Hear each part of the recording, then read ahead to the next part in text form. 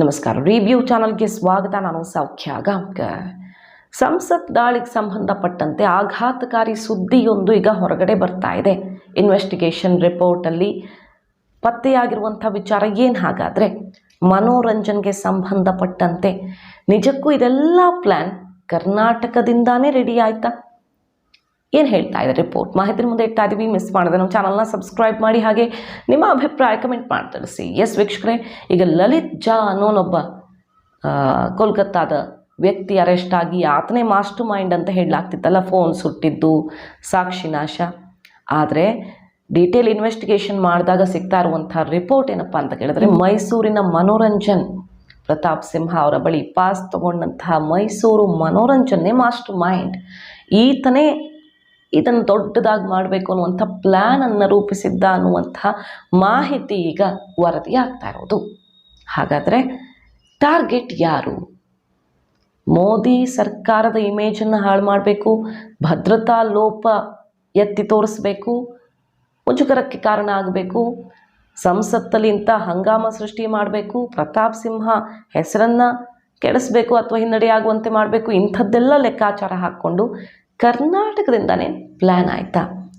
Manoranjan master mind ಅನ್ನೋದೇ ಹೌದಾದರೆ ಸೂತ್ರಧಾರ ಯಾರು ಅನ್ನೋದ್ರ ಸುತ್ತನೂ ಈಗ ತನಿಖೆ ಆಗ್ತಿದೆಯಲ್ಲ.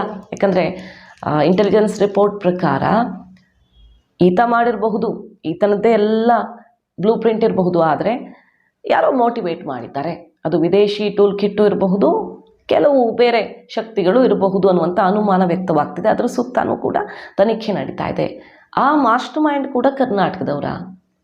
ಈ ಹಿಂದೆ ಒಂದು ವರದಿ ಬಂತು, ಕರ್ನಾಟಕದ ಒಬ್ಬ ಪ್ರಭಾವಿ ರಾಜಕಾರಣಿ ಜೊತೆ ಮನೋರಂಜನ್ ಟಚ್ಚಲ್ಲಿದ್ದಾನೆ ಅಂತ. ಈ ಕೇಸಿಗೆ ಸಂಬಂಧಪಟ್ಟಂತೆ ಟಚ್ಚಲ್ಲಿದ್ದಾನೆ ಅಂತ ರಿಪೋರ್ಟ್ ಆಗಿಲ್ಲ, ಬಟ್ ಹಿಂದೆ ಒಂದು ಸಲ ಭೇಟಿ, ಇನ್ನೊಂದು ಸಲ ಕಾಲಲ್ಲಿ ಮಾತಾಡಿರೋದ್ರ ಬಗ್ಗೆ ಗುಪ್ತಚರ ಮಾಹಿತಿ ಹೊರಬಿದ್ದಿದೆ.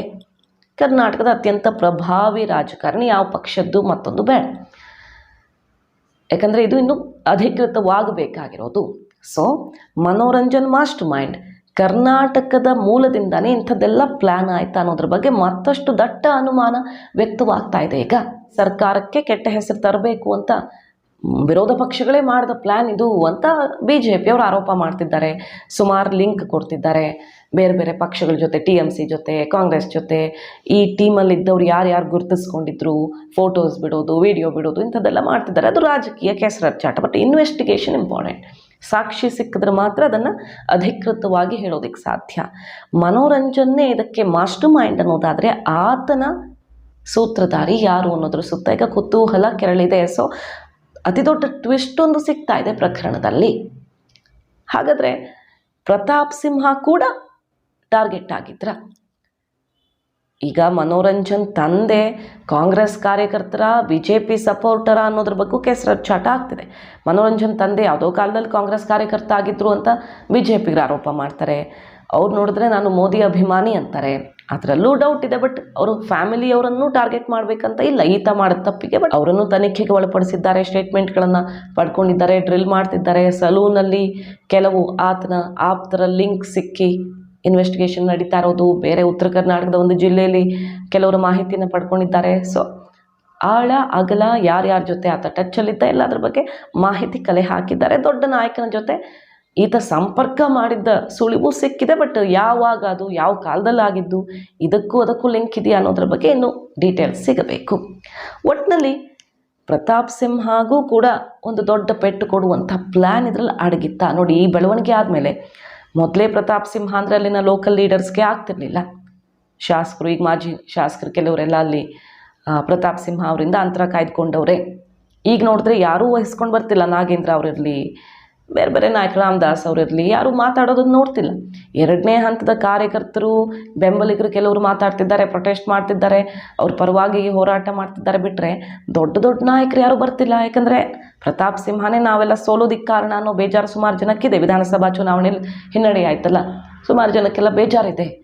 ಈಗ ಆ ಸಿಟ್ಟು ಈ ರೂಪದಲ್ಲೂ ಹೊರಬೀಳ್ತಾ ಇದೆ. ಮತ್ತೊಂದು ಕಡೆಗೆ ಪ್ರತಾಪ್ ಸಿಂಹ ಅವರು ಈ ಸಲ ಟಿಕೆಟ್ ಕೂಡ ಸಿಗದಂತೆ ಪೆಟ್ಟು ತಿನ್ನಬೇಕು ಅನ್ನೋ ಲೆಕ್ಕಾಚಾರವೂ ಇತ್ತ. ಈಗ ಲೆಹರ್ ಸಿಂಗ್ ಆರೋಪ ಏನು ಮಾಡಿದ್ರು, ಸಿದ್ದರಾಮಯ್ಯನವರು ತನ್ನ ಮಗನ ಗೆಲ್ಲಿಸ್ಕೊಳ್ಳೋದಕ್ಕೆ ಪ್ರತಾಪ್ ಸಿಂಹ ರೇಸಿಂದನೇ ಔಟ್ ಆಗಬೇಕು ಅಂತ ಪ್ಲ್ಯಾನ್ ಮಾಡಿದ್ರು ಅನ್ನೋ ಥರ ಆರೋಪ ಮಾಡಿದ್ರು. ಆರೋಪ ಪ್ರತ್ಯಾರೋಪ ರಾಜಕೀಯವಾಗಿ ಆಗ್ತಿದೆ, ಅದಕ್ಕೆ ಇನ್ವೆಸ್ಟಿಗೇಷನ್ಗೆ ಲಿಂಕ್ ಇಲ್ಲ. ಬಟ್ ದೊಡ್ಡ ಟ್ವಿಸ್ಟ್ ಅಂದರೆ ಕರ್ನಾಟಕ ಮೂಲ ಇರೋ ಮನೋರಂಜನೆ ಮಾಸ್ಟರ್ ಮೈಂಡ್ ಅಂತ ಸದ್ಯ ಕೇಳಿ ಬರ್ತಿರೋದು ಇನ್ನೂ ಅಧಿಕೃತವಾಗಬೇಕು. ಕೆಲ ವಿಚಾರಗಳು ಕಾದು ನೋಡೋಣ. ಮಾಹಿತಿ ನಿಮ್ಗೆ ಇಷ್ಟ ಆಗಿದ್ರೆ ಮಿಸ್ ಮಾಡಿದ್ರೆ ನಮ್ಮ ಚಾನಲ್ನ ಸಬ್ಸ್ಕ್ರೈಬ್ ಮಾಡಿ, ಹಾಗೆ ನಿಮ್ಮ ಅಭಿಪ್ರಾಯ ಕಮೆಂಟ್ ಮಾಡಿ ತಿಳಿಸಿ. Thank you.